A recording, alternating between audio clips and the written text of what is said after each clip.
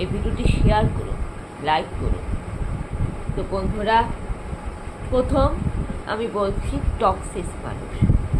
প্রথমে বলবো টক্সিক মানুষ কারা হয়। দেখুন, আমাদের যে বাড়িতে আমরা থাকি তার আশেপাশে, বাড়ির এরিয়ার আশেপাশের এলাকার কিছু কিছু মানুষ টক্সিক হবে। গ্রামে যদি কেউ থাকে, গ্রামবাসীদের মধ্যে কেউ টক্সিক হবে। বেশিরভাগ গ্রামে বস্তির এলাকার কিছু কিছু মানুষ, আশেপাশের মানুষ যারা সহবাসী, যাদের পড়শি বলে, তাদের মধ্যে কেউ কেউ টক্সিক হয়। প্রতিবেশীদের মধ্যে কেউ কেউ টক্সিক হয়।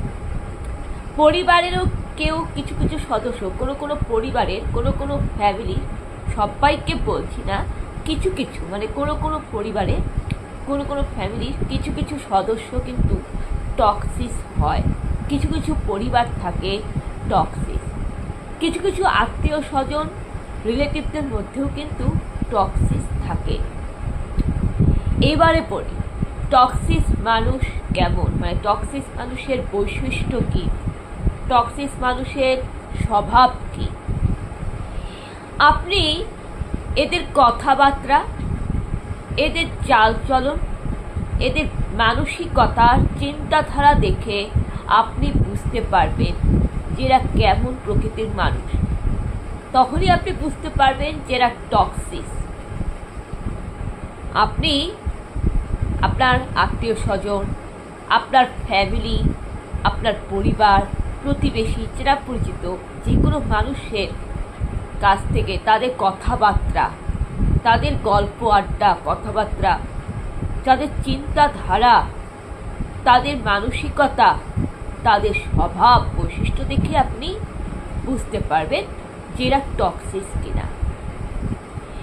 এইবারে বলি টক্সিক মানুষের লক্ষণ, মানে টক্সিক মানুষ কাকে বলে, এরা কি করে, টক্সিক কেন বলা হয়। তো বন্ধুরা, এটা নিয়ে ফেসবুকে অনেক লেখা লিখেছি।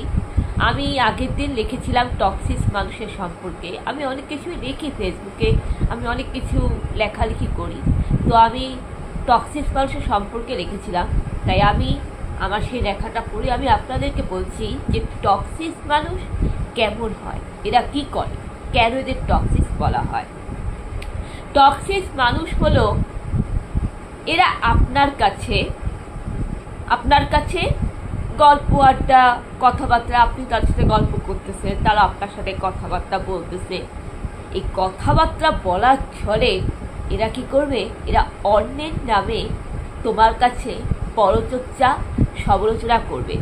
যেটা তুমি কান দিয়ে শুনছো, যেটা আপনি কান দিয়ে শুনছেন, আপনি কিন্তু কার নামে পরচর্চা, সমালোচনা করছেন না। আপনি নর্মাল কথা বলছেন, আপনি মানুষের সাথে নর্মাল মেলামেশা করেন, নর্মাল কথা বলেন, তারাও আপনার কাছে গল্প আড্ডা দিচ্ছে, কথা বলছে, কিন্তু তারা অন্যের নামে পরচর্চা করছে, আপনি কান দিয়ে এটা শুনছেন। আবার এরাই কি করবে, বাইরে গিয়ে আপনার পিছনে উল্টে আপনার নামে পরচর্চা, সমালোচনা করবে। এটা হচ্ছে 1 নম্বর পয়েন্ট।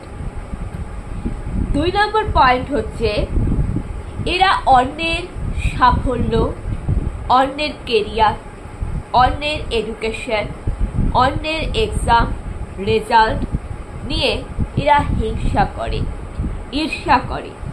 আর কেউ যদি ভালো রেজাল্ট করে, কেউ যদি ভালো চাকরি বাকরি পেয়ে যায়, কারো যদি ভালো গাড়ি, ভালো বাড়ি হয়ে যায়, কেউ যদি জীবনে কিছু করতে চায়, তখনই এরা হিংসা ঈর্ষা করে তার নামে মিথ্যা বদনাম রটায়ে, মিথ্যা গুজব, আষাঢ়ের গল্প রটায়ে এরা বদনাম করার চেষ্টা করে।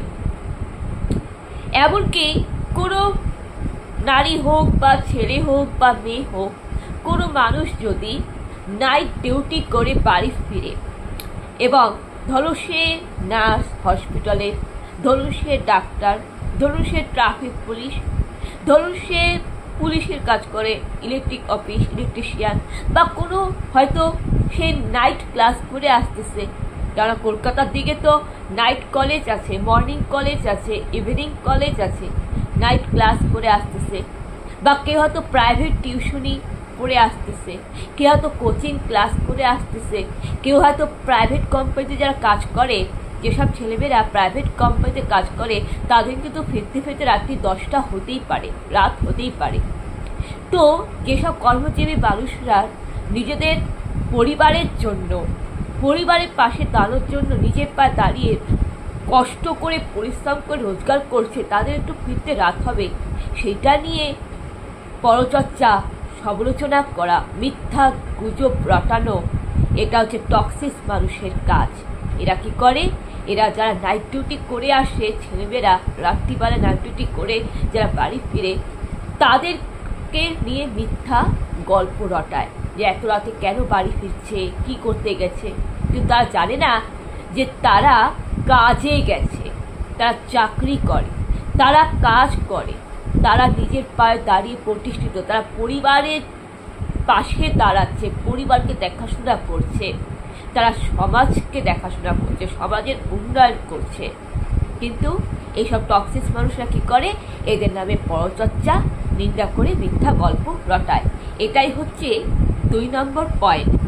এমনকি আপনি যদি কোনো পরীক্ষায় ভালো রেজাল্ট করেন, আপনি যদি ভালো চাকরি পান, এরা হিংসা ঈর্ষার জ্বলে পুড়ে মরে এবং আপনাকে কি করে উপর থেকে নিচে নামানোর চেষ্টা করবে, আপনার পথের বাধা হয়ে দাঁড়াবে। 3 নম্বর, আপনি জীবনে কোনো ভালো কাজ করতে চাইবেন, হয়তো আপনি সামনের দিকে এগিয়ে যাচ্ছেন, আপনার জীবনের লক্ষ্যে স্থির রেখে আপনি সামনের দিকে এগিয়ে যাচ্ছেন, এরা আপনার পথের কাঁটা হয়ে আপনাকে পিছনের দিকে টেনে নামাবে। এটা হচ্ছে টক্সিক মানুষের কাজ। 4 নম্বর পয়েন্ট হচ্ছে, এরা ছেলে মেয়েদের আত্মীয় স্বজন বলুন, পড়োশি বলুন, প্রতিবেশী বলুন, পরিবার বলুন, এরা ছেলে মেয়েদের পার্সোনাল লাইফে হস্তক্ষেপ করার চেষ্টা করে। এরা ছেলে মেয়েদের পার্সোনাল লাইফে হস্তক্ষেপ করার চেষ্টা করে। উদাহরণ দিয়ে বুঝিয়ে দিচ্ছি যে এরা ছেলে মেয়েদের রূপ, চেহারা, রোগা মোটা নিয়ে আলোচনার চেষ্টা করে। যেখানে ঈশ্বর আমাদেরকে রূপ দিয়েছে, ঈশ্বর প্রত্যেকটা মানুষকে সৃষ্টি করেছে, ঈশ্বর কাউকে ফর্সা বানিয়েছে, কাউকে কালো বানিয়েছে, কাউকে শ্যামবর্ণ বানিয়েছে। যে যে রূপে যার দেহের বর্ণ যেরকম, সেটা সবই তো ঈশ্বরের দান। সেটা নিয়ে আমাদের সন্তুষ্ট থাকা উচিত, আমাদের ঈশ্বরকে ধন্যবাদ দেওয়া উচিত, আমাদের শান্তিতে থাকা উচিত। কিন্তু এই টক্সিক মানুষ কি করছে? ছেলেমেয়েদের রূপ নিয়ে আলোচনা করে, ছেলেমেয়েদের বয়স নিয়ে আলোচনা করে, এরা মানুষের চেহারা নিয়ে আলোচনা করে, কে রোগা কে মোটা এটা নিয়ে আলোচনা করে। মানুষ ঈশ্বরের কৃপায় সৃষ্টি হয়েছে, ঈশ্বর মানুষকে খাটো বানিয়েছে, কাউকে লম্বা বানিয়েছে, কাউকে রোগা বানিয়েছে, কাউকে মোটা বানিয়েছে, সবই তো ঈশ্বরের কৃপা। ঈশ্বরকে সম্মান করা উচিত, ঈশ্বরকে রেসপেক্ট করা উচিত, ঈশ্বরকে ধন্যবাদ দেওয়া উচিত। তো এইসব টক্সিক মানুষরা কি করছে? মানুষের রোগা মোটা রূপ সৌন্দর্য নিয়ে এরা পরচর্চা করছে, সমালোচনা করছে। This is very bad manners. এরা কি করে? ছেলে মেয়েদের ব্যক্তিগত আরেকটা স্বাধীনতায় হস্তক্ষেপ করে, যেটা আইনত অপরাধ। সেটা হচ্ছে কি? বিয়ে কবে করছো? বিয়ে কবে করবে? বিয়ে হচ্ছে না কেন? আপনার মেয়ে বিয়ে করছে না কেন? বয়স হয়ে গেল, মেয়ের বিয়ে দিয়ে দিন। মেয়ের বিয়ে দিবেন না? ঠিকই, এ তো বুড়ি হয়ে যাবে গো। না না, 10 বছর পরে এত বছর অপেক্ষা করা যাবে না। মেয়েদের না তাড়াতাড়ি, অল্প বয়সে তাড়াতাড়ি বিয়ে দেওয়া উচিত। কেননা মুখে যদি বয়সের ছাপ পড়ে যায়, দেখতে কুৎসিত হয়ে যাবে, সে তো বিয়ে করতে পারবে না, বুড়ি বয়সে বিয়ে করবে। আবার উল্টো থেকে, এমা এত তাড়াতাড়ি বিয়ে করার কি দরকার ছিল? কেন করেছে এত দেরি? বিয়ের এত তারা কিসে? না না না না না, এত তাড়াতাড়ি বিয়ে করলে চলবে না, মানে বিয়ে